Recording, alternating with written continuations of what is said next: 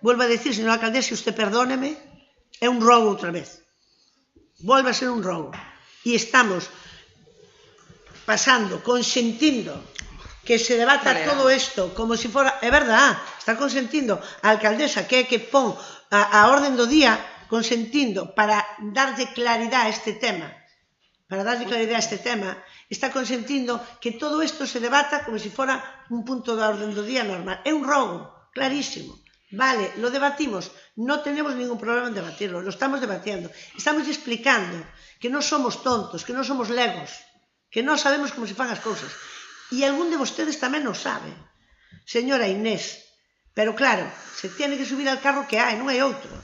Entón acabou subíndose o carro de Muro Centrado. Pois felicidades a todos.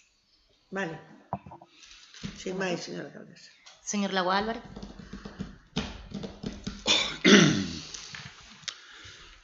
Vamos a ver, porque isto se continúa con a mesma argumentación e dale que dale, de liar e liar constantemente. Bien, si se pode reprobar, dixe no día pasado, no último pleno, o Tribunal Supremo fija que o pleno do Ayuntamiento pode aprobar declaracións de reprobación dos seus concejales. Unha sentencia. Concejales. Sí, concejales. Pero non alcaldes, E alcaldes tamén. No. É dicir, a alcaldesa neste caso tamén é concejal. Sí. Me dá igual. Mira, fala usted, para ser alcalde hai que ser concejal. Vale. E para eso hai que nacer antes, senón non pode ser ni alcalde ni concejal. As interrupcións valen unhas e outras non. Bueno, non pasa ren, non. Vamos a ver. Fala usted que non se utiliza o sistema que non é este. Eu non lle nego a usted a súa capacidade de liala, Dios me libre, porque é excelente. Di a través dunha moción de confianza únicamente que na pode plantear son os alcaldes e alcaldesas, por temas moi determinados para unha regulación moi determinada. E se trata dunha moción de censura, para poder presentala non é aí vai unha moción de censura. Mínimo, pois 7 concelleiros ou concelleiras teñen que firmar a moción de censura. Bien, usted siga liando que lle vai moi ben con todo eso de liala. E fai ben, é parte da súa táctica política, e o fai moi ben, non digo que non. O cuarto punto no que estamos. A reprobación é unha figura plenamente democrática. Non ten naturaleza sancionadora, senón política e institucional. A súa finalidade é expresar que o Pleno considera incorrecta unha actuación pública. Pola miña parte, considero incorrecta a actuación pública enxuizada. Existe perda de confianza política. Eu xa tiña perdida fai moitísimo tempo. E se produceu unha actuación incompatible cos principios de boa administración. Volvendo á sentencia, deixa claro, existe un risco grave, non existen medidas preventivas adecuadas e o Concello incumpreu as súas obrigas en materia de prevención de riscos laborais. E se podrá dicir unha e outra vez que eu xa me encontrei con eso, e desde o ano 95, non que non, e non é culpa miña. Bien. Ademais, o Tribunal Superior afirma expresamente que non era necesario que se producise un dano físico efectivo, sendo suficiente a exposición da traballadora a un risco grave e relevante.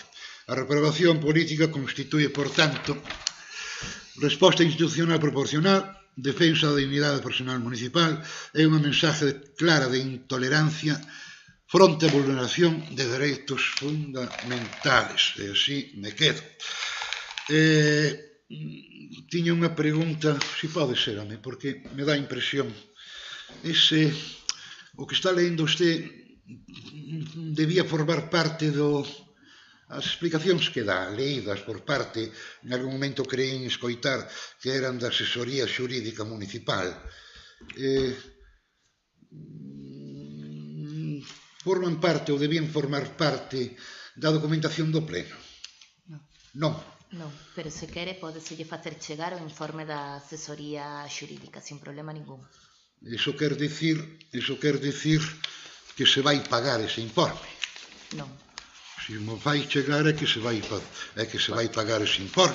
Fixo a abogada que levou o caso, non cobra. Esta abogada, non? Sí. Sí, a doña Monserrat. Bien, sin duda ninguna. Por a miña parte, dou por rematado. Graciñas. Ben. Fala o Partido Popular de asumir responsabilidades políticas. Vais apartar vostede e o seu equipo da carreira política por non ter feito durante 4 anos a avaliación de riscos psicosociais a expensas de que durante esos 4 anos tamén se fixeron visitas domiciliarias sen esa evaluación en situacións insalubres. Porque fixéronse visitas domiciliarias nas que os domicilios estaban en situacións insalubres. E foron feitas polas traballadoras deste Concello. E vostedes non tiñan a avaliación de riscos psicosociais como tampouco había cando se deu esta orde. Van asumir vostedes responsabilidades políticas? Non temos unha condena. Señora Monteagudo, é a terceira vez que a chamo a orde. Por favor, abandone o pleno. Xa sabía eu que non quería desescoitarnos. Nos vamos. Continuamos co pleno. Cuestión de orden. Non chamou 3 veces a cuestión de orden. A segunda Chameina vez 3 veces. fixo, fagolle unha chamada de atención. Non é o mismo.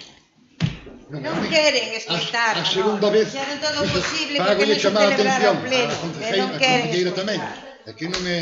Non queren Foi escoitar. chamada de atención. Non, a lei para de chamar a orden. A mesma que vostedes contestaron. Ai, que me estropeas. Podes. Bueno. Ben, continuamos co pleno. Vamos a aclarar que a chamada de orde foi feita a portavoz do Partido Popular, non a todo o partido.